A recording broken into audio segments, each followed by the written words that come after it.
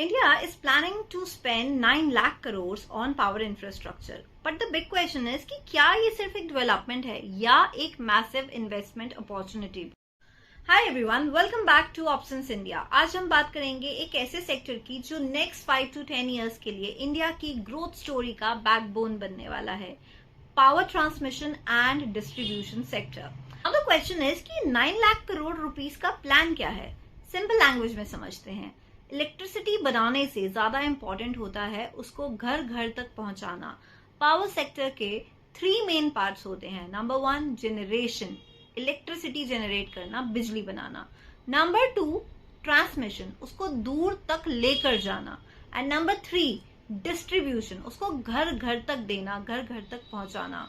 अब इंडिया का जो फोकस है वो शिफ्ट हो रहा है, सिर्फ इलेक्ट्रिसिटी जनरेट करना नहीं बल्कि एफिशिएंटली डिलीवर भी करना। So government is planning approximately 9 lakh crore का investment in the power infrastructure by year 2032। ये पैसा मेनली जाएगा transmission line, substation, transformers की HVDC प्रोजेक्ट्स में।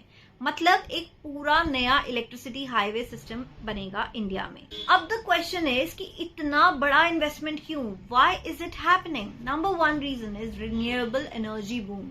सोलर और विंड एनर्जी तेजी से बढ़ रही है, पर प्रॉब्लम क्या है? ये एनर्जी रिमोट एरियाज में जनरेट होती है, उससे सिटीज तक लाने के लिए स्ट्रॉन्ग ट्रांसमिशन नेटवर्क चाहिए। इसी वजह से ह्यूज इंफ्रा बिल्ड हो रहा है। Reason number 2 rising power demand. India की इलेक्ट्रिसिटी डिमांड ईयर 2030 तक 30% तक बढ़ने वाली है। Reasons EVs, data centres and industrial growth. Major reason number 3 that is the energy security. Crude oil का जो प्रॉब्लम है, इंडिया का क्रूड ऑयल इंपोर्ट बिल बहुत बड़ा है, इसलिए कंट्री शिफ्ट कर रही है। सोलर, विंड, न्यूक्लियर, हाइड्रो सब पे फोकस है। गोल इज वेरी सिंपल कि इंपोर्ट को कम करना है एंड सेल्फ रिलायंट बनना है। Reason number 4 grid modernisation. Old power grid अब फ्यूचर डिमांड हैंडल नहीं कर सकता। स्मार्ट ग्रिड्स चाहिए, हाई वोल्टेज सिस्टम्स चाहिए, HVDC टेक, सबका एक्सपेंशन हो रहा है। Just understand that what is the ground reality कि केपेक्स साइकिल ऑलरेडी स्टार्ट हो चुका है। ये कोई फ्यूचर स्टोरी नहीं है।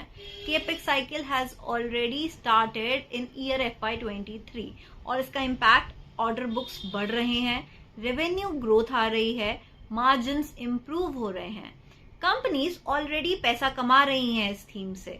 अब सबसे इंपॉर्टेंट पार्ट कि हमें क्या करना चाहिए as an investor. This is a long term theme. ये 1-2 साल का ट्रेड नहीं है, ये 5 to 10 इयर्स का एक स्ट्रक्चरल ग्रोथ साइकिल है। So now you might be asking कि इसमें विनर्स कौन होंगे? Transmission companies, transformer manufacturers, EPC companies, grid infra players, क्योंकि पैसा वहीं फ्लो करेगा जहां केपेक्स हो रहा है। अब ऐसे में फायदा मिलेगा लिमिटेड प्लेयर्स को।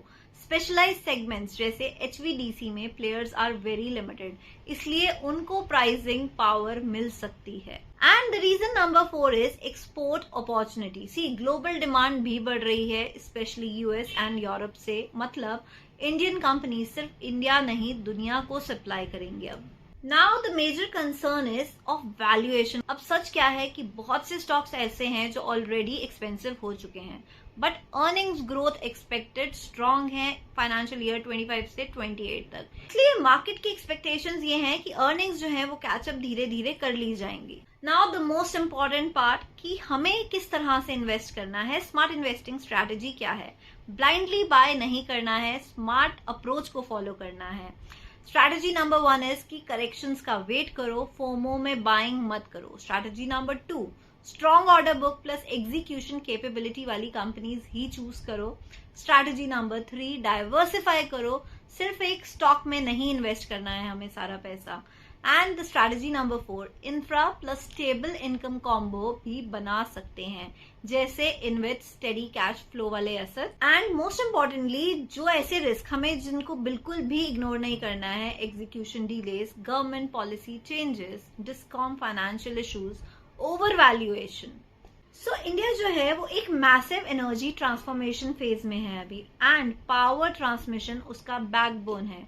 जहां पैसा फ्लो होता है वहीं वेल्थ बनती है।